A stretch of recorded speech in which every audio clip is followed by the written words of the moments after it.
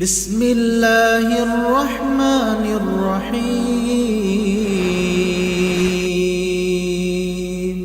الحمد لله وحده والصلاة والسلام على من لا نبي بعده. أما بعد فأعوذ بالله من الشيطان الرجيم. بسم الله الرحمن الرحيم. عن أنس بن مالك رضي الله عنه قال: أمر بلال أن يشفع الأذان ويوتر الإقامة. رواه البخاري ومسلم. امام عبدالغنی المقدسی رحمه الله په خپل کتاب عمدة الاحکام کې د بخاری او د مسلم د احادیثو پرانا کې چې کوم صحیح احادیث دي د اذان او د اقامت مسائل بیانوي. باب هم داسې لګولې باب الاذان والاقامت. په دې باب کې سلور احادیث دي او په دې سلور احادیثو کې د اذان او د اقامت مسئلې بیانېږي. مخکې د دینا چې د دې حدیث ترجمه وکړو په دې حدیث کې چې کومې مسئلې دي هغه بیان کو. اول به د اذان معنا د اذان فضیلت او اذان څنګه شروع شو دې متعلق دا مسئلې به مختصر بیان کو چې موږ مسلمانانو دا معلومات لږ را تازه شي. د ټولو نه اول اذان په عربی ژبه کې اعلان ته ویل کېږي. اعلام څوک خبرول. الله قرآن کې سورة توبه کې فرمایي: وَأَذَانٌ مِّنَ اللَّهِ وَرَسُولِهِ. د الله د طرفه دا خبرداری دی، اعلان دی، خبر ورکول دی. سورة انبیاء کې فرمایي: فَقُلْ آذَنْتُكُمْ عَلَى سَوَاءٍ. تاسو ته می خبر درکو. د اذان په لغت عربی کې معنا دا خلق خبرول، اعلان کول. زمونږ استادو شریعت کې د اذان مطلب هغه خاص اذکار دي چې کله د وخت په داخلېدو سره چې د مونځ وخت داخل شي دغه اذکار ویل کېږي چې الله اکبر الله اکبر. رستوی تفصیل راځي. فضیلت د اذان هغه ډیر زیات دی. حدیث بخاری و مسلم کې دی د ابو هريره رضی الله عنه چې نبی علیہ السلام فرمایي وای کدی خلکو ته پته وي ما فی النداء والصف الاول چې په دې اذان کې څومره اجر دی او په اول صف کې ثم لم يجدوا الا ان يستهموا عليه لاستهموا. نو بیا به خلکو په خپل منځ کې خدڅنې اچولې چې نن په اول صف کې ته ولاړ وې سبا له به زه ودرېږم، نن اذان تا کړی سبا له به یې زه کوم. دومره زیات فضیلت د اذان او د اول صف دی. په روایت د بخاری کې د ابو سعید خدری رضی الله عنه حدیث دی چې نبی علیہ السلام فرمایي فإنه لا يسمع صوت المؤذن جن ولا انس ولا شيء الا شهد له يوم القيامه. د مؤذن اذان چې کوم ځای ته رسیږي که پیری دی که انسان دی، هر شی چې د مؤذن اذان اوري په ورځ د قیامت به د ده دپاره ګواهي د نیکوالی کوي، گواهی د ایمان به کوي، گواهی د توحید به کوي. دا ټول ستا گواهان دي چې څوک اذان کوي د هغې دپاره. په روایت د مسلم کې د معاویه رضی الله عنه حدیث دی چې المؤذنون اطول الناس اعناقا یوم القیامه. په ورځ د قیامت به د دې مؤذنانو چې څوک اذانونه کوي په جماعت کې په خپل وخت باندې دا به ډېر اوچت اوچت وي، هر چا ته به پته لګي چې هغه فلانی سړی چې دا مؤذن دی. نور هم ډېر احادیث د دې باره کې شته، خو دا یو څو مونږ هغه ذکر کړل په دې خاطر چې د انسان شوق پیدا شي د اذان سره. او اذان کول د مونځ دپاره دا فرض کفایي دي، ضروري دي چې کله اذان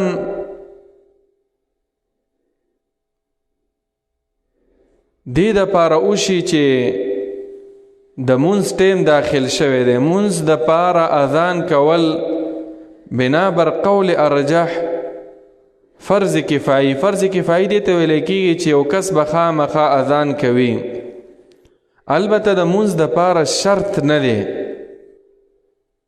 لکه څنګه چې اودس شرط اوس مثلا چې جمع وشو او اذان نه وشوی نو دا جمع کیږي او که نه کیږي؟ جواب بالکل کیږي، خو البته د ډیر فضیلت نه دا انسانان محروم شو چې چا اذان نه وي کړی. د دې وجې نه اذان کول دا ضروری دی، ځکه نبی علیه الصلاة والسلام فرمایي، بخاري شریف کې حدیث دی، وَإِذَا حَضَرَتِ الصَّلَاةُ، حدیث د مالک ابن الحویرث، فَلْيُؤَذِّن لَكُمْ أَحَدُكُمْ وَلْيَؤُمَّكُمْ أَكْبَرُكُمْ، چې د مونځ ټیم راغی نو یو کس ته په تاسو کې ضرور اذان وکړي چې خلکو ته پته ولګي چې ټیم داخل شو، جمع له راشئ. دارنګې نبی علیه السلام امر هم کړی دی، بلال رضی الله عنه ته امر کړی، لکه دا حدیث عمدة الاحکام کې چې مونږ بیان کو چې اذان وکا، نو امر دا راځي د پاره د هغه کار چې هغه ضروري وي. نو اذان کول د مونځ د ټیم د داخلېدو نه وروستو، یعنی د مونځ د پاره خبر ورکول دا ضروري دي. او اذان په اصل کې شروع شوی هم یو ناشنا واقعی وه.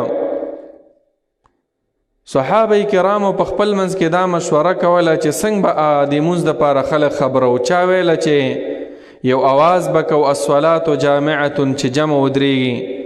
چا ویله د یهودو او د نصاراو په شانې چې هغوی یو اواز شاندې کوي په ښکر کې، هغه شانې اواز به کو.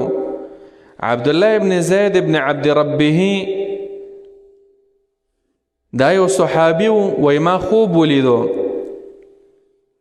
په خوب کې یو کس زما خواله راغی او ما ته د اذان ټوله طریقه وښوده چې داسې اذان تاسو وکئ او اقامت یو ځل. وی زه رالم، ما نبی علیه السلام ته وویله چې د الله پیغمبره داسې خوب مې لیدلی. وی نبی علیه السلام راته وویله انها لرؤیا حق، همدغه چې دی دا رښتینی خوب دی. او بلال رضی الله عنه ته به نبی علیه الصلاة والسلام وویله چې داسې اذان وکا، او د سحر اذان چې دی کو نو دا ټکی پکې زیات وایه، الصلاة خیر من النوم. دا روایت په مسند احمد، ابو داود، ترمذی، ابن خزیمه کې دی. او د الصلاة خیر من النوم د سحر په اذان کې دا ابن خزیمه کې دی. دا د اذان متعلقه مختصر هغه احکام او مختصر مسئلې وي. بیا د اذان په طریقه کې چې اذان به په کومه طریقه کې هغه وروستو احادیثو کې راځي، خو اوس په دې حدیث کې چې کوم زمونږ سره په دې عمدة الاحکام کې په دې باب کې دا حدیث دی، د دې حدیث ترجمه واورئ او لږه شرحه. عن انس ابن مالك، دا انس ابن مالك رضی الله عنه نه روایت دی، قال دیوای امر بلال، بلال ته امر شوی او امر ورته چا کړو؟ نبی علیہ السلام. ان یشفع الاذان، چې اذان به جفت جفت کوي دو ځل، ویوتر الاقامه، او اقامت به یو ځل کوي. دا روایت د بخاری او د مسلم دی. بلال رضی الله عنه مشهور صحابي و، آواز هم ډېر ښکلی و، اوچت آواز هم و. نبی علیہ السلام ورته ځکه دا حکم کړی. یشفع الاذان معنا دا ده چې جفت ویل، او اقامت هغه یو ځل ویل. تفصیل بیا راغلی دی په حدیث کې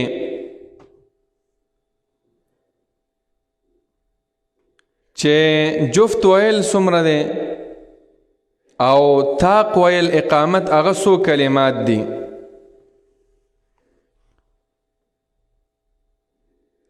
ګورئ الله اکبر الله اکبر الله اکبر الله اکبر څلور ځل دا ویل اشهد ان لا اله الا الله اشهد ان لا اله الا الله. دو ځل دا ویل شپږ کلمات شو اشهد ان محمد رسول الله اشهد ان محمد رسول الله. اته کلمات شو حي على الصلاة حي على الصلاة. دا دی لس کلمات شو حي على الفلاح حي على الفلاح. دولس شو الله اکبر الله اکبر څوارلس او لا اله الا الله. نو دا ورسره چې شي پنځلس کلمات شو. حدیث کې هم دغه شانتې راغلی و چې نبی علیه صلات وسلام ورته دغه پنځلس کلمات د اذان دپاره وښودل چې پنځلس کلمات ووایه. او اقامت هغه وتر پکار دی. وتر معنا طاق پکار دی چې الله اکبر الله اکبر اشهد ان لا اله الا الله اشهد ان محمد رسول الله حي على الصلاة حي على الفلاح. خدا به پکې وی قد قامت الصلاة قد قامت الصلاة الله اکبر الله اکبر لا اله الا الله. ځکه نبی علیہ السلام هم په دې حدیث کې بلال رضی الله عنه داسې امر کړو او دې باندې ډیر عمل راغلو. د اکثر صحابه کرام او نبی علیہ السلام په امر هم دا کړو. او داسې هم جائز ده چې عام اذان مونږ او تاسو چې کو دغه اذان او اقامت هم د دغه پشانې لکه څومره کلمات چې د اذان دي هم دغه کلمات د اقامت خو ورسره قد قامت الصلاة قد قامت الصلاة دا کلمات به ورسره وي. دا هم جائز ده. دغه روایت هم بخاری شریف کې او ابو داود کې شته چې نبی علیہ السلام دا طریقه هم ښودلې ده. او د اذان یوه بله طریقه هم نبی علیہ السلام ښودلې چې هغې ته ترجیع وایي. هغه ابو محذوره رضی الله عنه ته چې هغه مسلم شریف کې دا حدیث دی چې الله اکبر الله اکبر الله اکبر الله اکبر څلور ځلې وویله بیا به اشهد ان لا اله الا الله اشهد ان لا اله الا الله اشهد ان محمد رسول الله اشهد ان محمد رسول الله.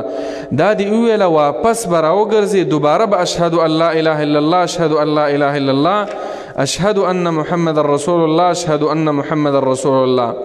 دا به دوباره ووی دې ته ترجیع ویلی کېږي.